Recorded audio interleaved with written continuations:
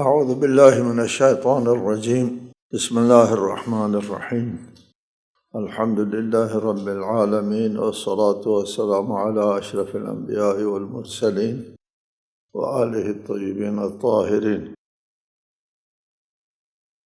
اعوذ باللہ من الشیطان الرجیم فلما قضینا علیہ الموت ما دلهم على موته إلا دابة الأرض تأكل من سأته فلما خر تبينت الجن أن لو كانوا يعلمون الغيب ما لبثوا في العذاب المهين. سورہ سبا آیت 14.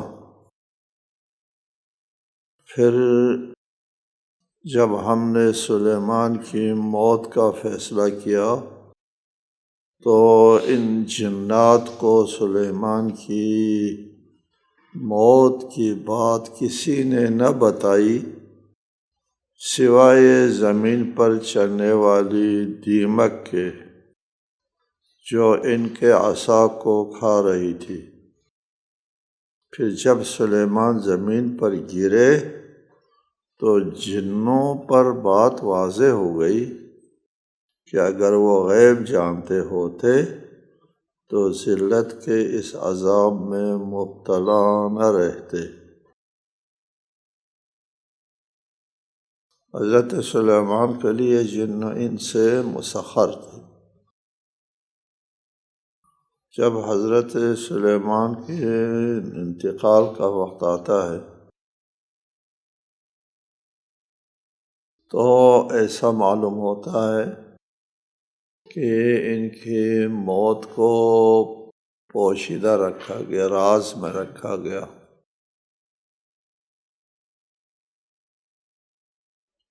چونکہ جنات مسخر تھے حضرت سلیمان کے لیے.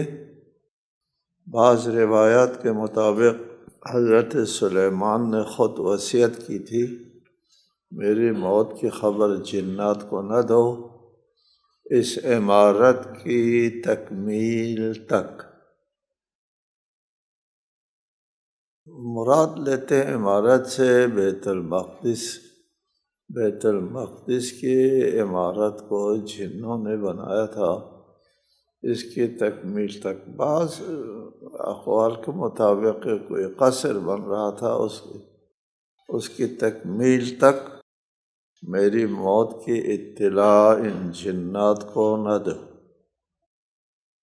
چنانچہ ایسا لگتا ہے کہ حضرت سلیمان کی لاشے کو کسی عصا کے اوپر تکیہ دے کر کے ان کو ایسی جگہ کھڑا کر دیا تھا جہاں سے لوگ کو دیکھتے ہیں کہ حضرت سلیمان یہاں پر کھڑے ہیں. ایک مدت کے بعد جس عصا کے اوپر ان کا لاشا کھڑا تھا اور اس عصا کو دیمک نے کھا لیا اور عصا ٹوٹ گئی اور حضرت سلیمان گر گئے. تو اس سے حضرت سلیمان کے گرنے سے پتہ چلا کہ ان کی وفات ہوئی ہے. جنات کو پتہ چلا. جنات نے پھر افسوس کیا کہ اگر ہم کو غیب کا علم ہوتا تو ہم اس عذاب میں نہ رہتے اتنا عرصہ. یہ کب سے فوت ہو چکے تھے اور ہم کو علم نہیں تھا اور اس لیے ہم عذاب میں رہے. یہاں پر ایک بات کی طرف اشارہ بھی مقصود ہے کہ جنات کے بارے میں یہ جو عام خیال ہے ذہنوں میں کہ جنات جو ہے وہ غیب کی باتیں جانتا ہے. جنات کو غیب کا علم نہیں ہوتا. سامنے حضرت سلیمان کی موت کا ان کو علم نہیں ہوا.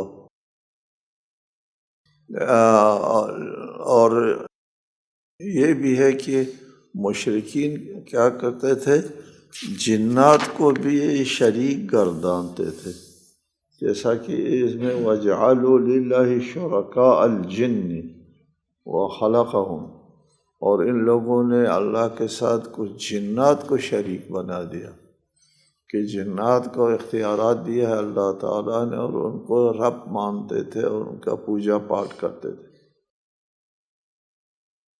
اس کی بھی نفی ہو گئی کہ جنات جو ہے ان کے پاس کسی قسم کا اختیار نہیں ہوتا، نہ علم ہوتا ہے۔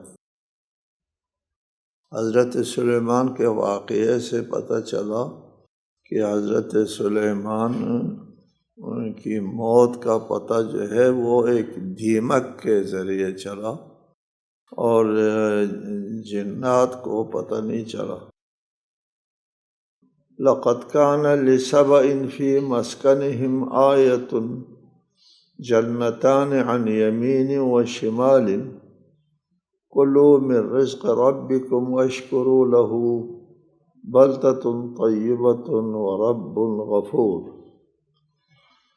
اور اہل سبا کے لیے ان کی آبادی میں ایک نشانی تھی، یعنی 2 باغ دائیں اور بائیں تھے۔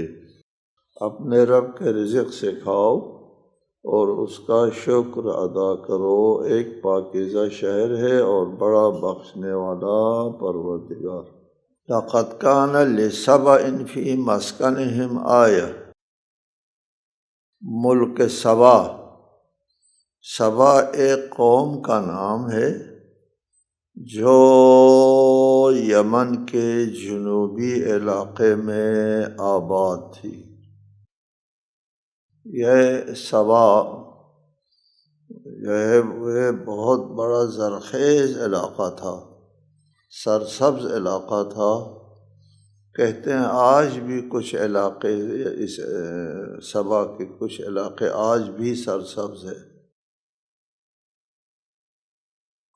یہ سبا، ملک سبا مشہور ہے، ایک زمانے میں علاقے کی سب سے زیادہ ترقی یافتہ قوم تھی۔ چنانچہ اس کی ترقی کی علامات میں سے ایک یہ ہے کہ جنوب کی طرف سے بارش کا آنے والا پانی وہ سیلاب کے طور پر آ کر کے نقصان پہنچاتا تھا، اور باقی دنوں میں خشک سالی کے شکار ہوتے تھے۔ لہٰذا ان لوگوں نے ایک بند باندھا، دونوں پہاڑیوں کے درمیان میں ایک بند باندھا۔ اس بند کو سد معارب کے نام سے شہرت حاصل ہے، سد معارب۔ بعض اہل تحقیق نے بتایا ہے کہ یہ بند 600 ہاتھ چوڑا تھا۔ بارشوں کے وقت سیلاب سے تباہی ہوتی تھی، اور دوسرے دنوں میں پانی کی شدید قلت رہتی تھی۔ سد بننے کے بعد معارب کے شہر کے درمیان 3000 مربع میل زمین بنجر غیر آباد تھی۔ اس بند کے بعد پورا علاقہ سرسبز باغات پر مشتمل ہو گیا۔ اس بند کے کھنڈرات سے دستیاب ہونے والے قدیم کتبوں سے پتہ چلا ہے کہ اس سد کو ابرہہ نے، ابرہہ یمن کا ایک بادشاہ کا نام ہے، اور اس نے مکے پر حملہ کیا تھا۔ ابرہہ نے سن 543 عیسوی میں اس بند کی مرمت کی تھی۔ لہٰذا اس بند کی تباہی کی تاریخ میں بعض اہل مورخ نے جو بتایا کہ یہ 6 صدی عیسوی میں بند تباہ ہو گیا تھا، صحیح معلوم ہوتا ہے۔ یہ آیت میں فرمایا لَقَدْ كَانَ لِسَبَإٍ فِي مَسْكَنِهِمْ آیَةٌ، ان کی اللہ کی وحدانیت کی آیت ہے یہ آیت کیا تھی؟ جنتان عن یمین و شمال، دائیں بائیں طرف جو ہے وہ باغات ہی باغات تھے۔ اس بند کی وجہ سے پانی کا ذخیرہ بہت زیادہ ہو گیا تھا اور پورا علاقہ سرسبز ہو گیا تھا، دائیں بائیں طرف ہر طرف باغات کے باغات ہوتے تھے۔ اور یہ اللہ کی نشانی ہے کہ اللہ تعالیٰ کی طرف سے ان کے اوپر نعمتوں کی فراوانی تھی۔ کلوا من رزق ربکم واشکروا لہ، اس وقت اللہ تعالیٰ کا یہی تھا حکم کیا اسے رزق سے کھاؤ اور شکر کرو، اور شکر کرنے کے نتیجے میں نعمتوں کو اللہ تعالیٰ جاری رکھتا ہے۔ کلوا من رزق ربکم بلدۃ طیبۃ ورب غفور، آبادی بھی پاکیزہ ہے، یہاں کسی قسم کی موذی چیز نہیں ہے، کسی قسم کی بیماری نہیں ہے، فضا صاف ہے اور کسی قسم کی آلودگی نہیں ہے، طیبۃ پاکیزہ ہے۔ بعض لوگوں نے پاکیزہ سے مراد زرخیزی لی ہے، ظاہر ہے زرخیز زمین پاکیزہ ہی ہوتی ہے جی، اور پانی بھی شیرین ہو، زمین بھی زرخیز ہو اور سردی گرمی بھی شدید نہ ہو تو وہ پاکیزہ شمار ہوتا ہے۔ لیکن فَأَعْرَضُوا فَأَرْسَلْنَا عَلَيْهِمْ سَيْلَ الْعَرِمِ وَبَدَّلْنَاهُمْ بِجَنَّتَيْهِمْ جَنَّتَيْنِ ذَوَاتَيْ أُكُلٍ خَمْطٍ وَأَثْلٍ وَشَيْءٍ مِّن سِدْرٍ قَلِيلٍ۔ پھر ان کی ناشکری کی وجہ سے انہوں نے منہ پھیر لیا، شکر نہیں کیا اللہ کی نعمتوں کا، تو ان پر بند کا سیلاب بھیج دیا۔ بند کا سیلاب، العریم کا معنی ہم کریں گے بند سے، سیل العریم، بند کا سیلاب بھیج دیا، اور ان دو باغوں کے عوض انہیں دو ایسے باغات دیے جن میں بدمزہ پھل اور کچھ جاؤ کے درخت اور تھوڑے سے بیر تھے۔ اس قسم کی ناشکری کا نتیجہ یہ ہوا کہ یہاں پر ان کے اوپر سیلاب آ گیا۔ العریم ہم نے معنی کیا ہے سد سے، سیل العریم، سد کا سیل۔ بعض لوگوں نے معنی کیا ہے قوت اور شدت سے، اس صورت میں فارسلنا علیہم سیلا عریما ہونا چاہیے، سیل العریمی کہہ دیا ہے، عریم کا سیل یعنی سد کا سیل، یہ تعبیر صحیح ہے۔ وبدلنا بجنتیہم جنتین، ان دو باغوں کے بدلے میں اللہ تعالیٰ نے انہیں دو اور باغات دیے، اور یہ جدید باغات بدمزہ پھل، کچھ جاؤ اور تھوڑے سے بیر کے درختوں پر مشتمل تھے۔ ان کو اس لیے باغات کہا کہ سیلاب نے ہر چیز بہا دیا اور یہاں پہ جھاڑیاں ہو گئی تھی، جھاڑیاں، اور لوگ جو جس میں لوگوں کے کام کی کوئی چیز تھی نہیں۔ ذالک جزیناہم بما کفروا وہل نجازی الا الکفور، یہ ان کی ناشکری کے سبب ہم نے انہیں یہ سزا دی، اور کیا ایسی سزا ناشکروں کے علاوہ ہم کسی اور کو دیتے ہیں؟ جی، ناشکری کا نتیجہ تھا وہ باغی ہو گئے تھے، عیاش ہو گئے تھے مال اور دولت کی فراوانی کی وجہ سے، اور پھر اس سیل نے آ کر کے ان کو فقیر اور مسکین بنا دیا، ساری آبادی اجڑ گئی۔ یہ کفران نعمت کی سزا ہوتی ہے۔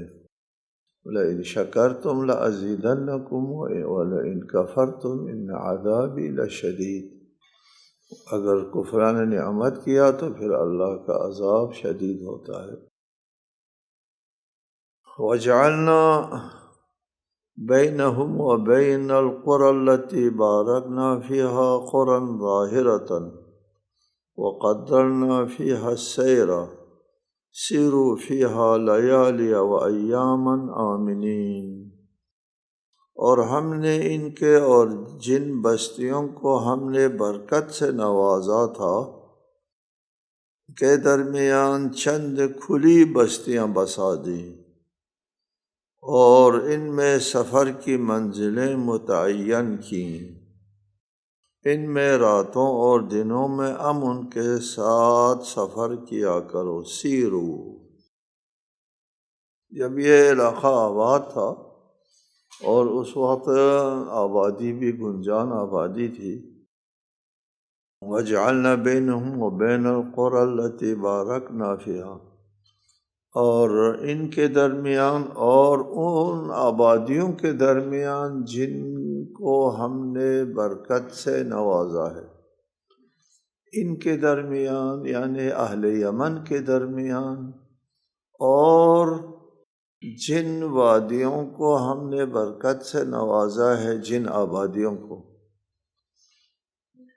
یہ کون سے آبادی ہو سکتے ہیں؟ وَجَعَلْنَا بَيْنَهُمْ، ہم نے قرار دیا بینہم اہل یمن یعنی اہل سبا کے درمیان، وبین القری التی بارکنا فیہا، اور جن آبادیوں کو ہم نے برکت سے نوازا ہے ان کے درمیان، سبا اور برکت والی آبادیوں کے درمیان کیا رکھ کر دیا؟ جعلنا قرى ظاہرة، کھلی بستیاں بسا دی۔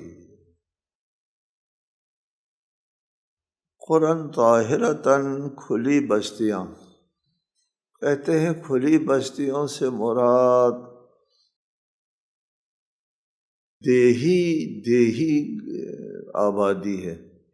دیہی آبادی کو بادیہ بھی کہتے ہیں، بادیہ نشین۔ بادیہ بدو سے ظاہر ہوتا ہے، کھلے میدان میں ایک بستی موجود ہے، اور تو پھر وہ سب کی نظروں میں وہ بستی آ جاتی ہے، ظاہر باہر ہوتا ہے۔ اس لیے قرآن ظاہرہ کہتے ہیں کہ ان دو آبادیوں کے درمیان میں، ملک سبا اور برکت والی آبادیوں کے درمیان میں کھلی بستیاں بسا دی۔ یہاں پر پھر ایک گفتگو ہے کہ برکت والی آبادی کون سی ہے؟ وَجَعَلْنَا بَيْنَهُمْ وَبَيْنَ الْقُرَى الَّتِي بَارَكْنَا فِيهَا،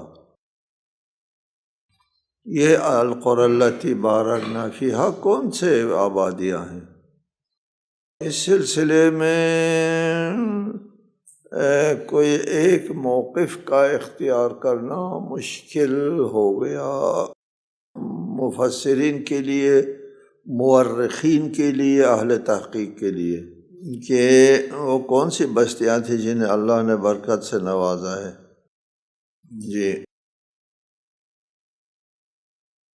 عام طور پر اللہ تعالیٰ قرآن مجید میں جس علاقے کو برکت والا علاقہ ارشاد فرماتا ہے وہ فلسطین، اردن، سوریہ، اس علاقے کو کہتے ہیں کہ بارکنا فیہا، ہم نے ان کو برکتوں سے نوازا۔ برکت والا علاقہ کہتے ہیں ملک شام کو۔ ملک شام قدیم زمانے میں فلسطین، اردن، سوریہ، سب کا نام ملک شام تھا، سب کو شام کہتے تھے۔ اور آج کل جو ہے وہ الگ الگ نام ہو گئے، تو بلاد شام مراد ہے۔ وبین القری التی بارکنا فیہا، ان کے درمیان میں ہم نے سرسر بستیاں آباد کی، چونکہ پورا علاقہ تاریخ کسی دور میں کبھی سرسبز رہا ہو ثابت نہیں ہے، لیکن یہ ان دونوں میں فاصلہ بہت زیادہ ہے، یعنی بلاد شام، اردن، فلسطین اور سوریہ اور یمن کے درمیان بڑا فاصلہ ہے۔ ان فاصلوں میں ہم نے بستیاں بسا دیں، یہ صحیح معلوم نہیں ہوتا۔ بعض کہتے ہیں بابرکت بستیوں سے مراد مکہ کی سرزمین ہے، یہ بھی بہت بعید ہے۔ ایک نظریہ یہ ہے کہ بابرکت بستیوں سے مراد صنعاء یا معارب ہے، یہ قرین قیاس ہے۔ صنعاء اور معارب، سد معارب کہتے ہیں، صنعاء اور صبا کے درمیان فاصلے جو ہے اس میں ہم نے بستیاں بسا دی، آباد جو ہے علاقے کو آباد کر دیا، یہ زیادہ قرین قیاس ہے۔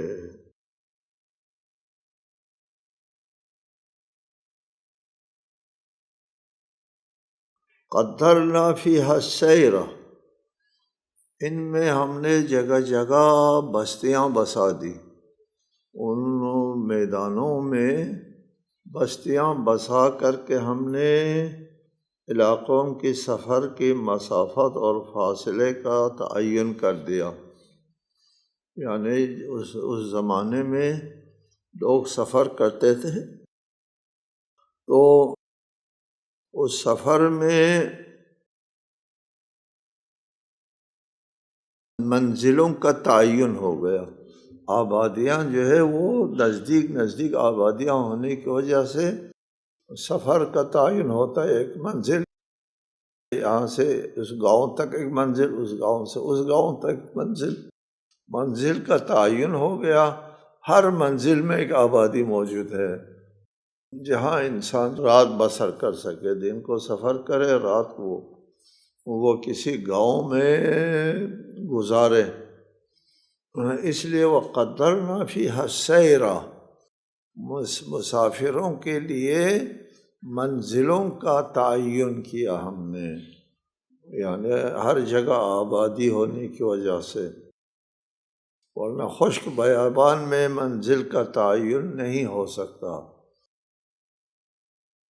سیروا فیہا لیالی و ایاما آمنین، ان بستیوں میں سفر رات اور دن دونوں کو کر سکتے تھے، چونکہ آبادی تھی ہر طرف اور کوئی خطرہ نہیں تھا، سفر کرنے والوں کے لیے پرامن سفر ہوا کرتا تھا۔ یہ بھی اللہ کی نعمتوں میں سے ایک نعمت تھی اس علاقے کے لیے۔ لیکن فقالوا ربنا باعد بین اسفارنا وظلموا انفسهم فجعلناهم احادیث ومزقناهم كل ممزق ان فی ذلک لآیات لکل صبار شکور۔ بس انہوں نے کہا ہمارے پروردگار ہمارے سفر کی منزلوں کو لمبا کر دے، اور انہوں نے اپنے آپ پر ظلم کیا، چنانچہ ہم نے بھی انہیں افسانے بنا دیا اور انہیں مکمل طور پر ٹکڑے ٹکڑے کر دیا۔ یقیناً اس واقعے میں ہر صبر اور شکر کرنے والے کے لیے نشانیاں ہیں۔ ہم نے ان کے لیے منزلوں کا تعین کیا تھا، رات دن وہ پرامن طور پر سفر کر سکتے تھے، لیکن ان لوگوں نے کہا یہ نزدیک نزدیک منزلیں ہم کو نہیں چاہیے، باعد بین اسفارنا، منزلوں کو دور کر دے، لوگوں نے یہ مطالبہ کیا۔ بعض لوگ کہتے ہیں کہ یہ زبان حال ہے ان کی، ان لوگوں کو یہ سہولت تھی، دن رات پرامن طور پر سفر کر سکتے تھے، لیکن ان لوگوں نے ناشکری کی۔ ناشکری کا زبان حال یہ ہے کہ وہ سفر کے منزلوں کو دور کر دیں، نزدیک نزدیک منزلیں ہیں تو پھر اس سے آرام و راحت ہے، یہ ہم کو نہیں چاہیے۔ باعد بین اسفارنا، منزلیں دور کر دیں، یہ ان کا مطالبہ تھا۔ یعنی ناشکری کا زبان حال ہے، یا ان لوگوں نے باقاعدہ سنجیدگی سے کہا کہ باعد بین اسفارنا؟ کہتے ہیں لگتا تو زبان حال ہے، ورنہ کوئی بیوقوف نہیں کہتا کہ ہمارے لیے پرامن راستہ ختم کرو، یہ نزدیک والے جو ہے وہ منزل جو ہے وہ ختم کرو۔ وظلموا انفسہم، ان لوگوں نے ان کے ناشکری سے عبارت لگتا ہے، ناشکری کی وجہ سے ایسا ہوا ہے کہ ان کے سفر جو ہے وہ فجعلناہم احادیثا ومزقناہم کل ممزق، ہم نے ان کو داستان پارینہ بنا دیا، احادیث سے افسانہ بنا دیا، اور ان کو مکمل طور پر ٹکڑے ٹکڑے کر دیا، تتر بتر ہو گئے، ختم، بربادی کے بعد یمن والے دیگر علاقوں میں منتشر ہو گئے، ان کی آبادی ختم ہو گئی۔ بعض تاریخ دان لکھتے ہیں، قدیم تاریخ کے ماہرین لکھتے ہیں کہ یہ لوگ سونے اور چاندی کے برتن استعمال کرتے تھے، اور ان کے مکانوں کی چھتوں اور دیواروں دروازوں تک میں ہاتھی کے دانت، سونے، چاندی اور جواہر کا کام بنا ہوا ہوتا تھا۔ اور ایک اور مورخ ہے، انگریز ہے، وہ کہتے ہیں کہ یہ لوگ عیش و نوش میں اتنے بدمست تھے کہ وہ لکڑی جلانے کی جگہ دارچینی، سندل اور دوسری خوشبودار لکڑیاں جلاتے تھے۔ اس طرح دوسرے یونانی مورخین روایت کرتے ہیں اس علاقے کے قریب سواحل سے گزرتے تجارتی جہازوں تک خوشبوؤں کی لپیٹ پہنچتی تھی، خوشبوؤں جو ہے وہ سمندروں تک آتی تھی اس علاقے کی۔ انہوں نے تاریخ میں پہلی مرتبہ صنعاء کی بلند پہاڑی مقام پر فلک شگاف عمارت تعمیر کی، جو قصر غمدان سے مشہور ہے۔ قصر غمدان کتنا بلند؟ کہتے ہیں کہ یہ 20 منزلیں، ہر منزل 36 فٹ بلند تھی، ہمارے زمانے کے مطابق 70 منزلیں، العہد علی الراوی، 70 منزلوں پر مشتمل بہت بڑی اونچی عمارت بنائی تھی ان لوگوں نے۔ لگتا ہے یہ کوئی مبالغہ سا ہے، بہرحال یہ ہے تاریخ میں ان لوگوں کی، یہ بہت ترقی یافتہ لوگ تھے۔